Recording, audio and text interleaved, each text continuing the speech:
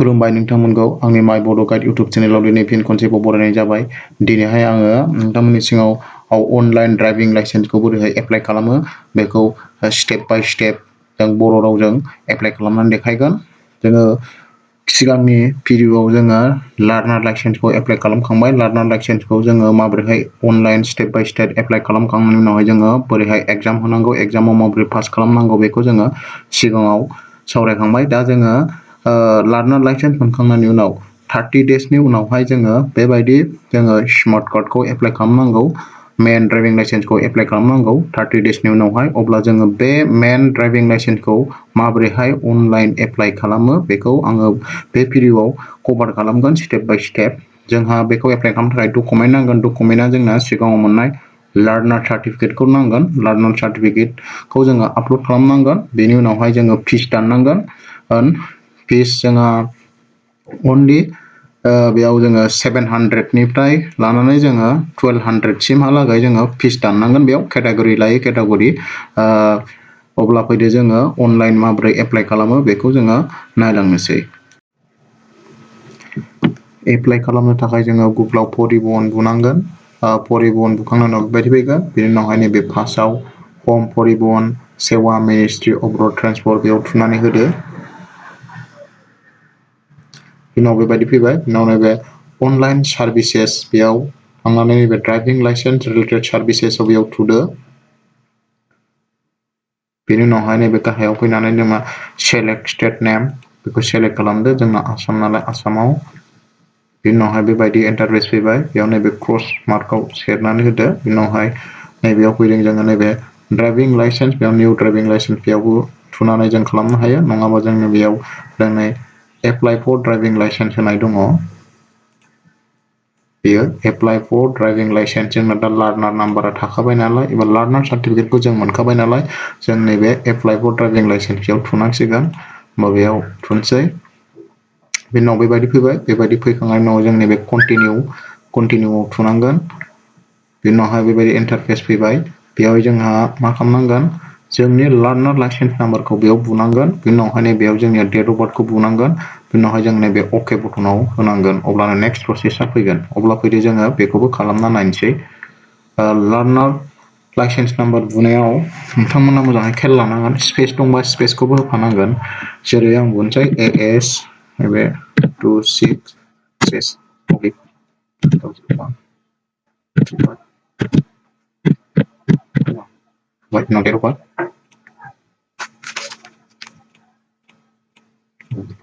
अके बुखांनायनि उनावहाय नोंनि डिटेल्सआ फुरा बेयाव फैजोबगोन। बेनि उनावहाय नोङो माखासे डिटेल्सखौ मोजाङै फिलआप खालामलांबानो जाबाय। बेयाव जोंनि लार्नार नाम्बार फैबाय। जोंना मटर साइकेल उइथ गियारखौल' खालामदोंमोन जोंहा। इसु डेट 30 एक्सपायार 29/22। नेमखौ नायदो नेमफ्रा कारेक्ट दंना गैया।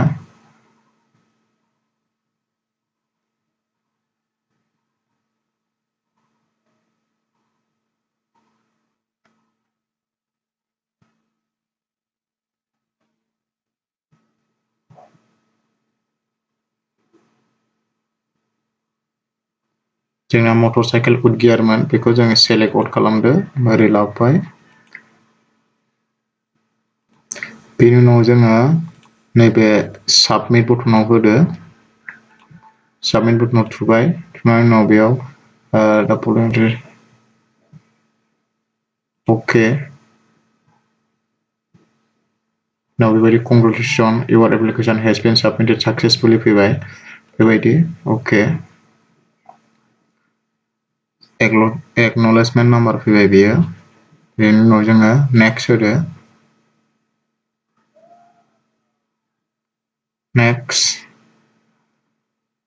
नेक्स्ट होनानै बेबायदि फैबाय। एप्लिकेसन नाम्बार बेयो जोंनि एप्लिकेसन नाम्बार RTO DTO चिरां। उनाव गाहायाव फैदो। नाव आपल'ड जोंना मोनसेल' बाखि दंसै बेयाव request detail issue of driving licence बे थांबाय। बिनि उनावहाय एप्लिकेशनखौ फिलआप खालामखांबाय कमप्लिटेड बिनाव आपल'ड डकुमेन्ट आपल'ड खालामनांगौ बेनि थाखाय जोङो बेयाव प्रसेसआव होनानै आपल'ड खालामसै नैबे प्रसेसआव सेरदो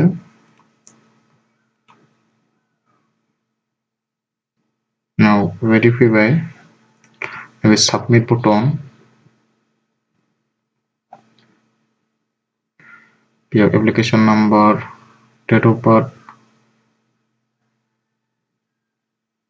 इस्यु अफ ड्राइभिं लाइसेन्स अके होदो अके बेनि उनाव नैबे रिकुवेर डकुमेन्ट जोंना बेयाव मा लार्नार लाइसेन्सखौ जोङो बेयाव आपल'ड खालामनांगौ लार्नार लाइसेन्स बिदि नैबे डकुमेन्ट नं इस्यु बाय बिसोरखौ होआबाबो जाबाय नैबे जोङो डकुमेन्ट साइजआ मा जानांगौ एलाउड फाइल टाइप्सआ JPEG नङाबा JPG जानांगौ नङाबा PDF maximum file size 500 KB होमबा सुज फाइल जों बबाव दोनदों बेखौ बासिनोसै सुज फाइल लार्नार नाम्बार बेयो सुज खालामना आपल'ड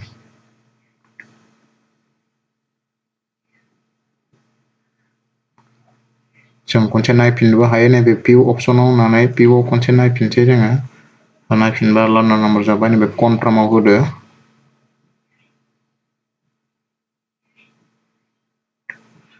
होमबा जोंना लार्नार लाइसेन्सआबो जोंना आपल'ड जाबाय लार्नार लाइसेन्सखौ आपल'ड खालामखांनायनि उनाव जोङो नैबे नेक्स्ट बटनाव थुना होदोलाय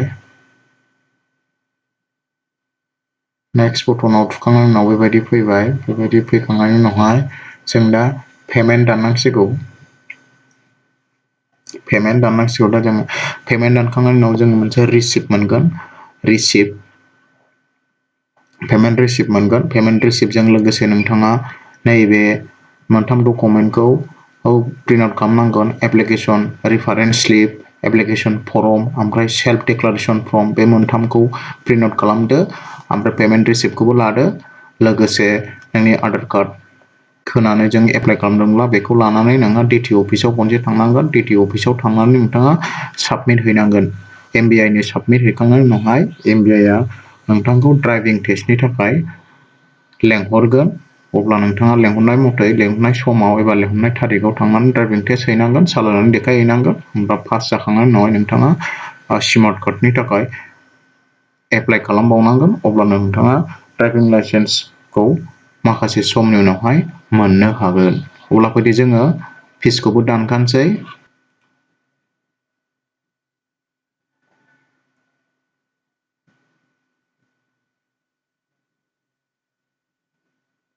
बेबायदि फैबाय फिस डिटेल बे नोंनि एप्लिकेसन नं डेट अफ बार्थ एप्लिकेन्ट नाम समरसिम ब्रह्म RTO चिरां आसाम नैबे फिस डिटेल बेयो फिस डिटेला नोंना मा ड्राइभिं लाइसेन्सनि थाखाय 200 एन्ड ड्राइभिं टेस्टनि थाखाय बेसेबां लायो 300 ओमफ्राय नैबे फर्म 7 फिसआ 200 ग्रेन्ड टटेल 700 गासै टटेल नोंहा मा 700 फिस दाननांगोन 700 रुपिस अनलि अब्ला जों बेखौ दाननोसै पेमेन्ट होनो थाखाय जोङो बेयाव बेंक गेटवे ट्रेजारिखौ सेलेक्ट खालामदो बेयाव ग्रास बे उनावहाय नैबे टेक्सखौ बेयाव एन्टार खालामदो S7AR बे उनावहाय पेनाव सेरदो उनावहाय बेबायदि फैबाय बे transaction number application type date issue new driving licence amount 700 I agree now proceed for payment बेयाव सेरदो उनावहाय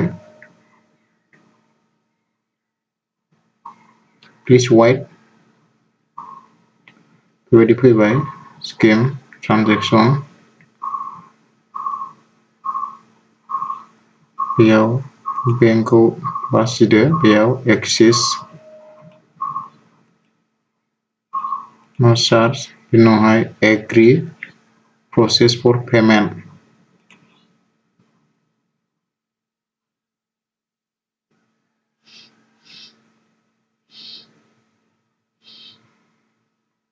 अके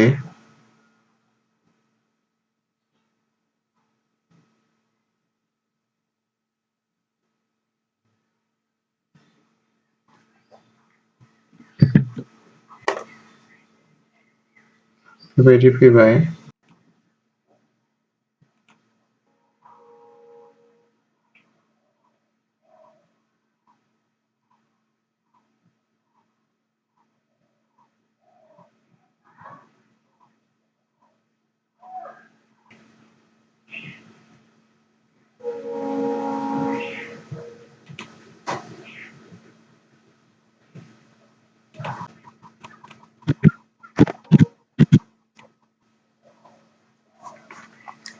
बेखिनियाव जोङो पेमेन्टखौबो कमप्लिट 700 पेमेन्ट दानखांबाय दाना पेमेन्ट दानखांनायनि उनावहाय जोङो माखासे एप्लिकेसन रिसिप्ट एक्न'लेजमेन्ट आरिखौ डाउनलड खालामनांगोन अब्ला फैदो जों बेखौबो डाउनलड खालामखानोसै अब्ला जोङो दा पेमेन्ट दानखांनायनि उनाव जोङो जोंनि स्टेटासखौ खनसे खेवनानै नायफिनबाय जोंनि स्टेटासाव नायनायाव नुबाय नैबे जोङो नैबे मोनथाम डकुमेन्टखौ जोङो डाउनलड खालामनानै लानांगोन आচ্ছা बेखौ जोङो डाउनलड खालामोबा फैसै एप्लिकेसन रेफारेन्स नाम्बार बेखौ बेयाव थुदो बेखौ डाउनलड खालामनानै लादो बेखौ नोंथाङा डाउनलड खालामदो डाउनलड खालामनानै बेखौ प्रिन्ट आउट खालामदो नेक्स्ट दंबावो जोंहा नैबे सेल्फ डिक्लारेसन फर्म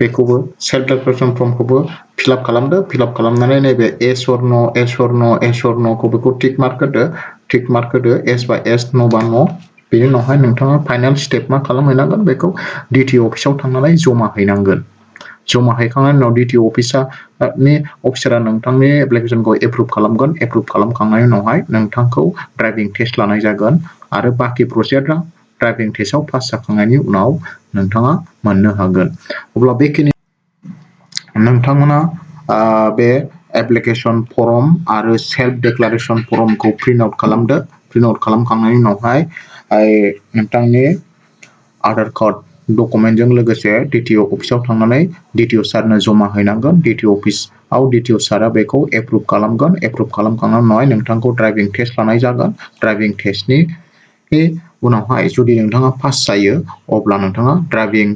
लाइसेन्सजों लोगोसे स्मार्ट कार्डखौबो मोननो हागोन आरो सेल्फ डिक्लारेसन फर्म बेखौ प्रिन्ट आउट खालामनानै लानांगोन प्रिन्ट आउट खालामखांनायनि उनावहाय नोंथाङा नोंथांनि पेमेन्ट रिसिप्टखौबो लोगोआव सुजाबफानानै डिटिअ सारनो जमा हैनांगोन डिटिअ सारा बेखौ नायनानै एप्रुभ खालामगोन एप्रुभ खालामखांनायनि उनावहाय नोंथांमोनखौ ड्राइभिं टेस्टनि थाखाय लेंहरनाय जागोन आरो ड्राइभिं टेस्टआव जुदि नोंथांमोना पास जायो अब्ला नोंथांमोना ड्राइभिं लाइसेन्स स्मार्ट कार्डखौ मोननो हागोन जुदि नोंथांमोना ड्राइभिं टेस्टआव फेल जायो अब्ला फिन खेबसेबाव रिटेस्ट फिस दाननांगोन बेनि उनाव आरो डकुमेन्टखौ जमा हैबावनांगोन आरो ड्राइभिं टेस्टखौ खालामहैबावनांगोन पास जायागौमानि खालामबाय थानांगोन अब्ला दिनैनि भिडिअ'आबो बेखिनियावनो जोब्बाय गोजोन्थों